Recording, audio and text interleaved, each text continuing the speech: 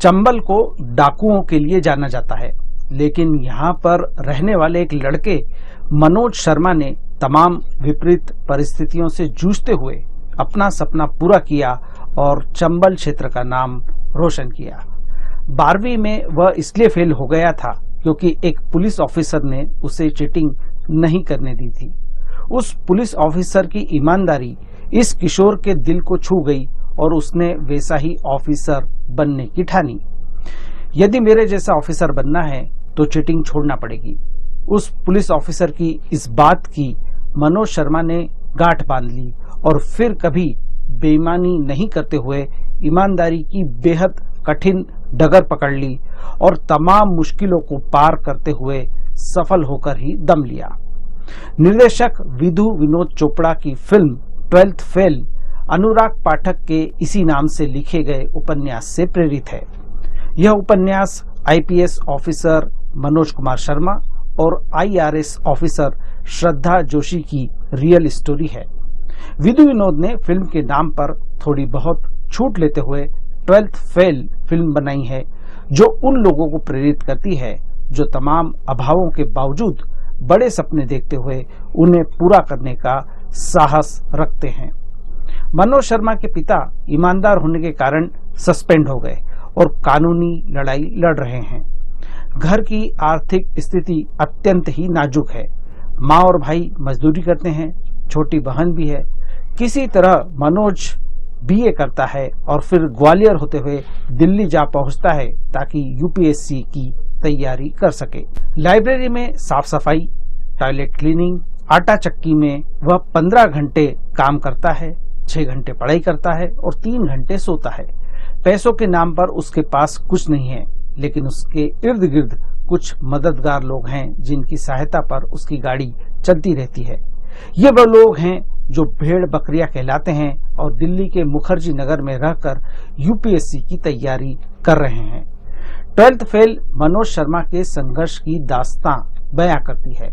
यह एक डॉक्यूमेंट्री भी हो सकती थी, लेकिन विधु विनोद ने इसमें ड्रामा, इमोशन, रोमांस और कॉमेडी के सहारे एक फिल्म का रूप दिया है।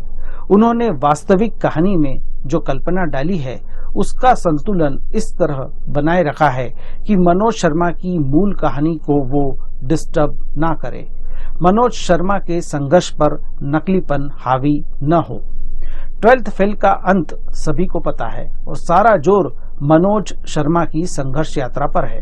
तमाम तकलीफों से जूझते हुए मनोज पर दर्शकों को तरस नहीं आता, बल्कि उसके हौसले और हार नहीं मानने वाले गुण पर गर्व होता है और यही बात फिल्म को देखने लायक बनाती है। बहुत ज्यादा मेलोड्रामा फिल्म के संतुलन को बिगाड़ सकता था और इस पर विधु विनोद ने कड़ी निगाह रखी है। मनोज की कहानी के साथ पृष्ठभूमि में कई घटनाएं होती है। दर्शाया गया है कि सिस्टम में अभी भी बहुत सारे पूर्वाग्रह और पक्षपात हैं जो मनोज जैसे लोगों के लिए जीवन को कठिन बना देते हैं। परीक्षा का सिस्टम, पुलिस का भ्रष्टाचार, नेताओं की दादागिरी, गरीबों के साथ अत्याचार, कोचिंग वालों की बेईमानी वाले मुद्दों को मनोज की कहानी में इस तरह से गूंथा गया है कि ये अलग से चिपकाए हुए नहीं लगते। अटल बिहारी वाजपेयी की प्रेरणादायक कविता और अब्दुल कलाम के स्ट्रीट लाइट में पढ़ने वाले किस्सों का समय समय पर जिक्र होता रहता है। ये वो उन छात्रों के लिए सबक है जो अपनी असफलता का दोष अभावों को देते हैं। फिल्म इस बात पर भी जोर देती है कि भाषा सफलता में बाधा नहीं बनना चाहिए, क्योंकि भारत में हिंदी मीडियम और अंग्रेजी मीडियम को लेकर कई तरह के पूर्वाग्रह हैं।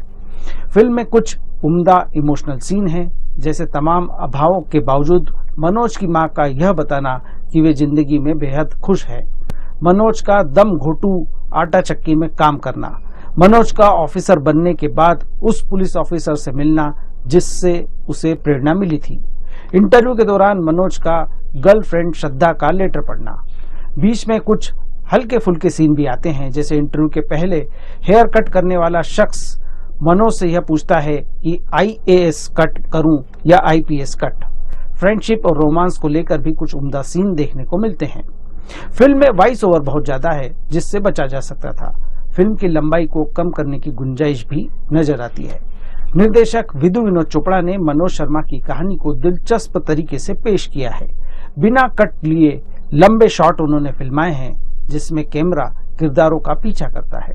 बैकग्राउंड म्यूजिक में उन्होंने गाड़ियों के शोर के जरिए किरदारों की मनोदशा दिखाई है। तनाव के क्षणों में मनोज के कान सुन्न हो जाते हैं जो दर्शकों पर भी असर छोड़ते हैं। विधु विनोद ने फिल्म को रियलिटी के करीब रखा है जिससे यह मुद्दों पर मजबूती से प्रहार करती है। फिल्म के सभी कलाकारों का अभिनय शानदार है। लीड रोल में विक्रांत मैसी कमाल करते हैं। उनके किरदार में कई रंग हैं और विक्रांत ने इन्हें फीका नहीं पड़ने दिया। मजबूरी, गरीबी, हौसला, लड़ने का मादा उनके चेहरे के एक्सप्रेशंस में नजर आता है। मेधा शंकर, प्रियांशु चटर्जी, अंशुमन पुष्कर, गीता अग्रवाल सहित सारे कलाकार अपने किरदारों के साथ न्याय करते हैं। 12वीं फेल जिस उद्देश्य के लिए बनाई गई है उस पर खरी उतरती है। इस फिल्म को मैं 5 में से 3.5 स्टार देता हूँ।